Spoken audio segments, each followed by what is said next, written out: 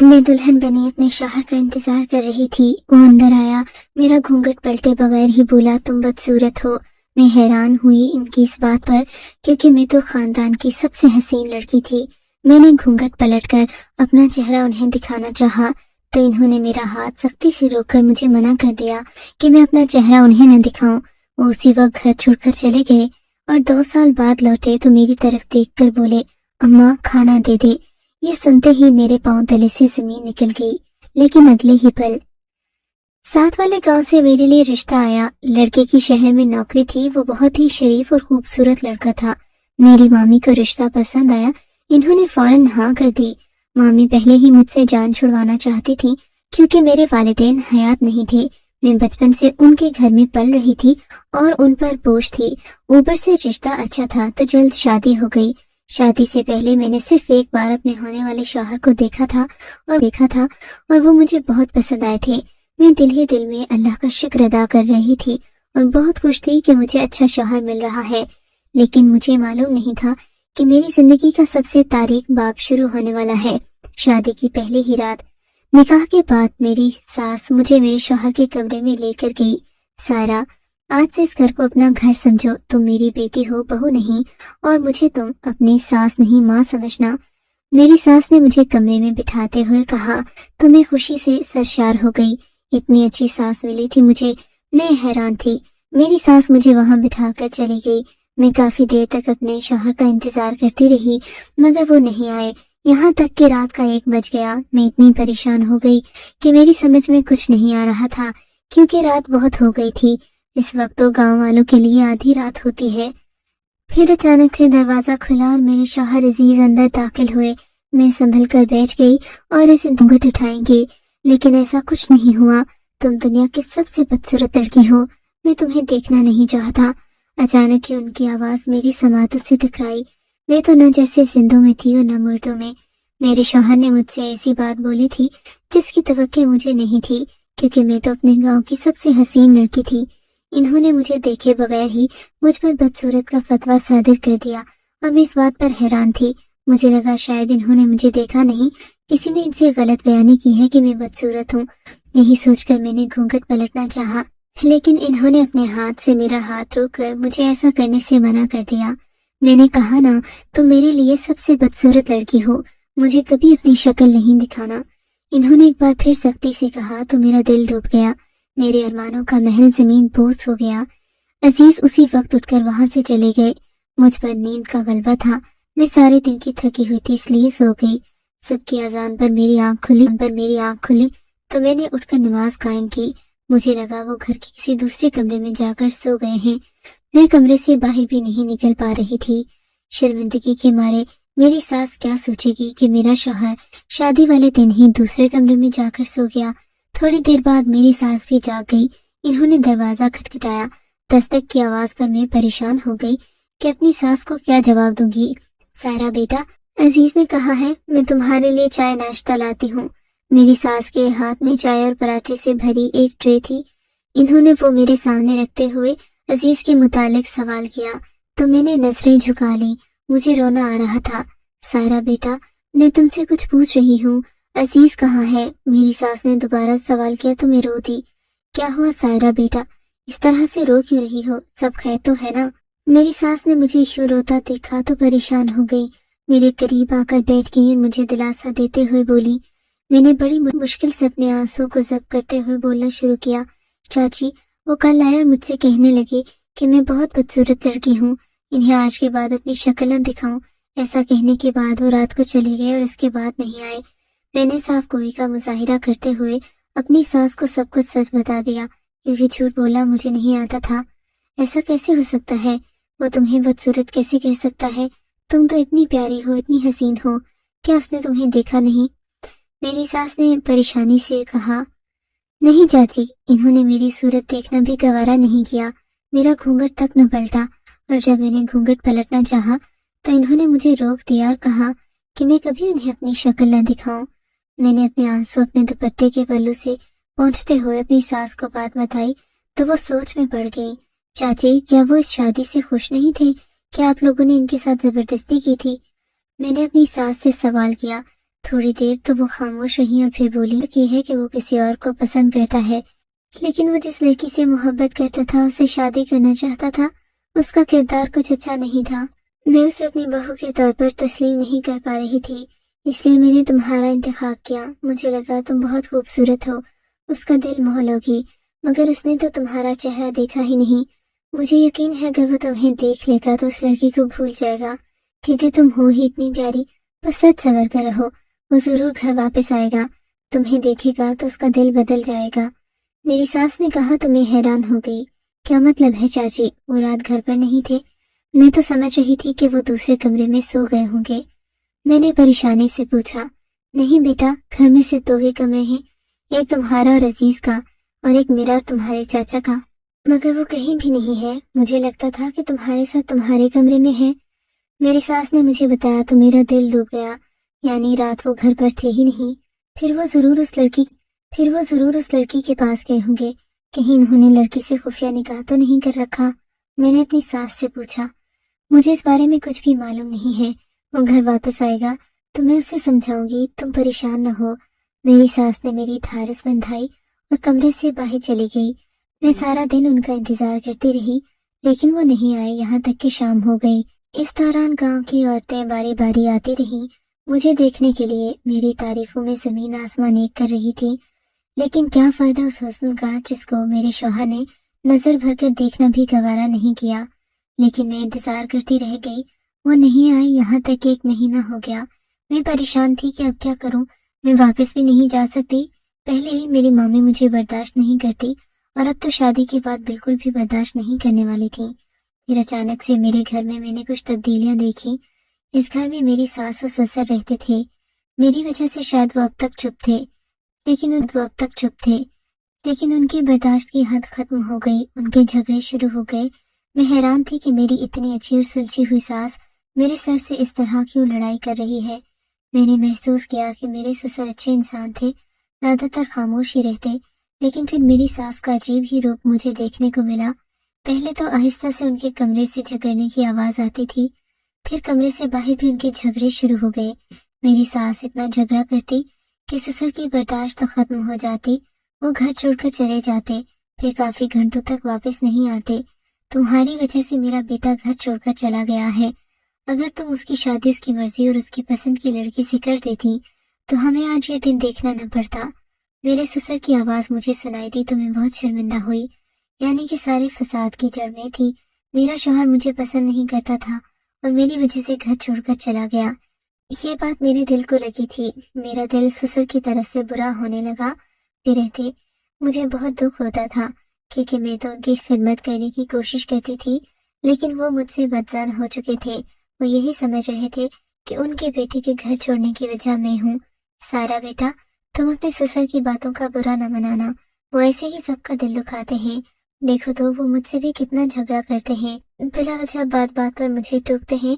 पहले इनके तंज के तीर मुझ पर चलते रहते थे, अब उन तीरों का रुख तुम्हारी तरफ हो गया है। अगर वो तुमसे ऐसी बात करें तो सीधा जवाब भी नहीं देना। जो लोग जुल्म सहते हैं, जमाना उन पर मजीद जुल्म करता है। अगर आज तुमने अपने ससुर की बातें बर्दाश्त की तो वो सारी जिंदगी तुम्हें इस तरह से ताने मारते रहेंगे। मेरी सास ने मुझे कहा, लेकिन मुझे उनकी बात बहुत अजीब लगी। बजाय इसके कि वो मुझे कहती कि मैं उनको जवाब न दूं, वो मुझे गलत सबक पढ़ा रही थी। मैं ऐसी तो हरगिज नहीं थी कि किसी बुजुर्ग को उनके मुंह पर जवाब दूं, इसलिए खामोश रही। इस दौरान मेरी सास मुझे इश्तियाल दिलाती रही घर के साथ बदतमीजी से पेश आऊं, पर मेरा दिल ऐसा करने को नहीं मानता था। जब मैं उनकी उम्मीदों पर पूरा नहीं उतरी, मैंने अपने ससुर से झगड़ा नहीं किया, तो मैंने सास के रवैये में अजीब किस्म का बदलाव देखा। वो बात बात पर मुझ पर गुस्सा होने लगी, मेरे कामों में बिला वजह नुक्स निकालने लगी। मेरी सास की शीरीं जुबानी कड़वी होती गई दिन ब दिन। मैं पहले ही शौहर की गैर मौजूदगी की वजह से दुखी और परेशान थी, ऊपर से घर का माहौल मेरे लिए मजीद परेशानी का बायस हो गया। अब मेरे शौहर को 6 महीने गुजर चुके थे, वो नहीं आएगा, और गांव वालों की नजरों और उनके सवालात ने मेरी जिंदगी चीरन कर रखी थी। मैं अपनी सास के रवैये, घर के माहौल और गांव वालों के सवालों से दूर भागकर वापस मामी के घर आ गई, लेकिन मेरी मामी मुझे देखकर खुश नहीं हुई। ठीक हूँ सारा, मेरे पास इतने अफराद का पेट पालने के पैसे नहीं है। तुम्हारा शौहर छोड़कर चला गया तो इसमें मेरा क्या कसूर है? मेरे अपने छोटे बच्चे हैं, مجھے ان پر خرچہ کرنا ہوتا ہے، جیسا بھی ہے وہ تمہارا سسر پر خرچہ کرنا ہوتا ہے، جیسا بھی ہے وہ تمہارا سسرال ہے، تمہیں وہاں رہنا ہے، میرے گھر میں تمہارے لیے کوئی جگہ نہیں۔ میری مامی نے تمام لحاظ بالائے طاق رکھتے ہوئے مجھ سے کہا تو میں اگلے ہی دن واپس چلی آئی۔ میں ایک امید سے گئی تھی لیکن میری امید ٹوٹ گئی تھی۔ کیا ہوا؟ ممانی نے گھر سے نکال دیا نا؟ میری ساس نے مجھے واپس آتا دیکھ کر تنزیہ کہا تو میرا دل بہت برا ہو گیا۔ میں چپ چاپ اپنے کمرے میں چلی گئی اور پھوٹ پھوٹ کر رونے لگی۔ چچی، آپ عزیز سے رابطہ کریں، اس کا نمبر مجھے دیں، میں ان سے بات کرتی ہوں، انہیں واپس بلائیں۔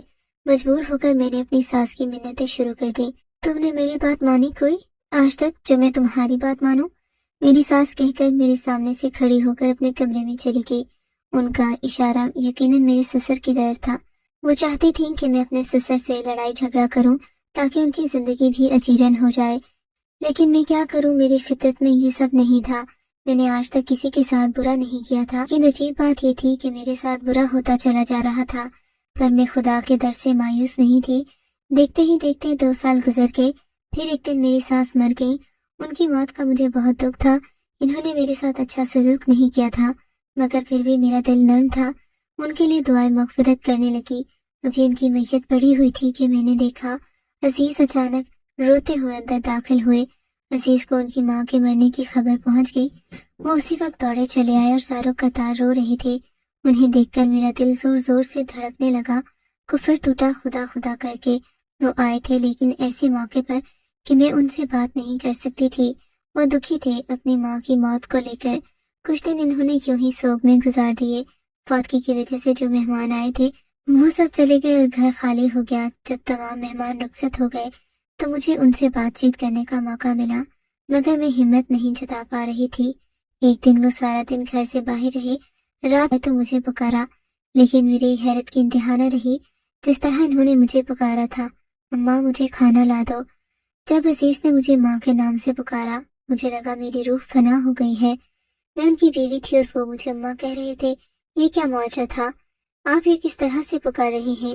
میں آپ کی اچھی طرح سے جانتا ہوں، تم میری کون ہو، مجھے زیادہ سمجھانے اور بتانے کی ضرورت نہیں، اپنے رشتوں کے متعلق مجھے سب پتا ہے، تم سے جو کہا ہے وہ کرو۔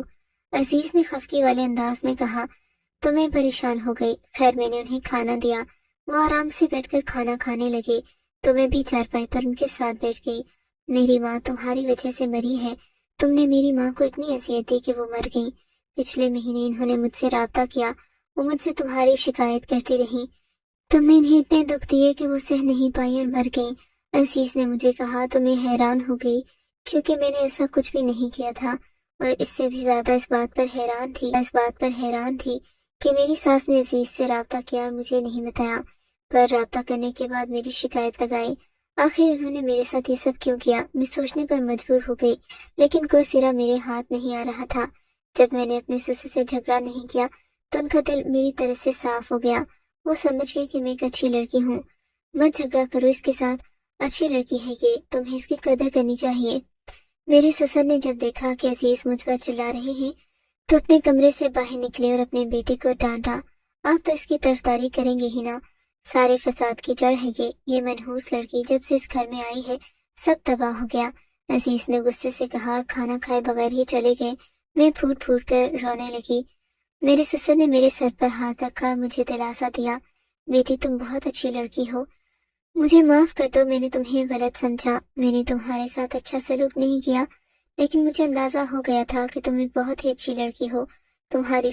تمہاری ساس نے مجھ سے تمہارے متعلق کچھ باتیں کہی تھیں جن کی وجہ سے میں تم سے بدظن ہو گیا۔ میرے سسر نے کہا تو میں نے سوالیہ نظروں سے ان کی طرف دیکھا اور پوچھا، کون سی باتیں؟ میں نے کہا تو وہ مجھے بتانے لگے، تمہاری ساس اب مر چکی ہے، میں اس کی برائی نہیں کرنا چاہتا، مگر اس نے کہا تھا کہ تم مجھے پیٹھ پیچھے برے القابات سے نواز دیتی ہو۔ میرے سسر نے کہا تو مجھے تعجب ہوا، میں نے تو کبھی بھی اپنی ساس سے اس طرح نہیں کہا تھا۔ ہم دونوں کافی دیر تک باتیں کرتے رہے۔ عزیز پھر سے گھر آئے اور ہمیں دیکھ کر غصہ ہو گئے۔ نہیں دیکھ سکتا میں تمہیں اس گھر میں اپنے باپ کے ساتھ، تمہیں شرم نہیں آتی اتنے بڑی عمر کے آدمی سے شادی کرتے ہوئے؟ اور اب آپ کو بھی شرم نہیں آئی اپنی بیٹی جتنی لڑکی سے شادی کرنے پر؟ عزیز نے غصے سے کہا۔ ہم دونوں نے حیرت سے اس کی طرف دیکھا، وہ کیا بول رہا تھا؟ یہ کیا بولے جا رہے ہو؟ تم ہوش میں تو ہو؟ میرے سسر نے کہا۔ ہوش میں تو میں اب آیا ہوں، میں نہیں مانتا اس لڑکی، یہ میری ماں نہیں، آپ اسے اسی وقت طلاق دے دیں۔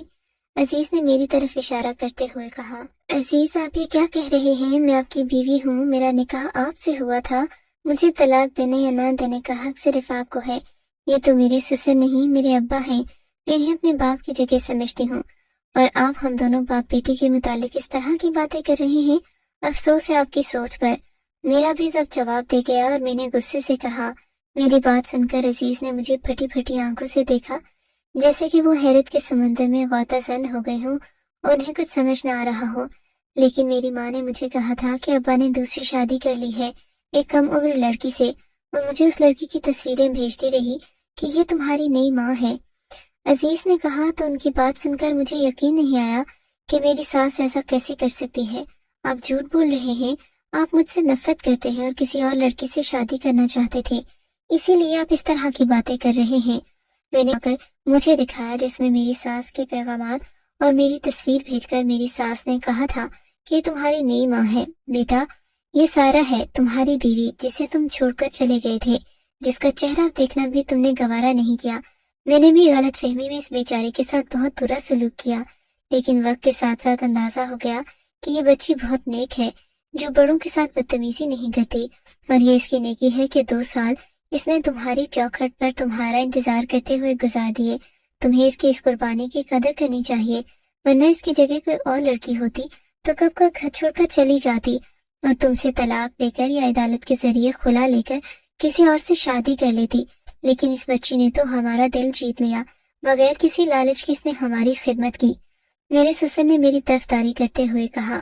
لیکن اماں نے تو مجھے اس کی تصویر بھیجی تھی کہ یہ آپ کی بیوی ہے، عزیز نے کہا۔ تم جسے اپنی ماں سمجھ کر اس کے اشاروں پر ناچتے رہے ہو ساری زندگی وہ تمہاری سگی ماں تھی ہی نہیں، تمہاری سوتیلی ماں تھی اور تمہاری سگی ماں سے نفرت کرتی تھی۔ اس نے تمہیں برباد کرنے کے لیے یہ سب کیا، وہ دل میں تم سے نفرت کرتی تھی، ہمیشہ سے تمہیں برباد دیکھنا چاہتی تھی، اور اس نے تمہیں برباد کر دیا۔ میرے سسر نے کہا تو میرے شوہر کی آنکھیں کھل گئیں۔ انہوں نے ہی مجھ سے کہا تھا کہ یہ ایک بدکردار لڑکی ہے، اس کی شکل کبھی نہ دیکھنا، گھر چھوڑ کر چلے جاؤ۔ میں ان کے کہنے پر گھر چھوڑ کر گیا تھا۔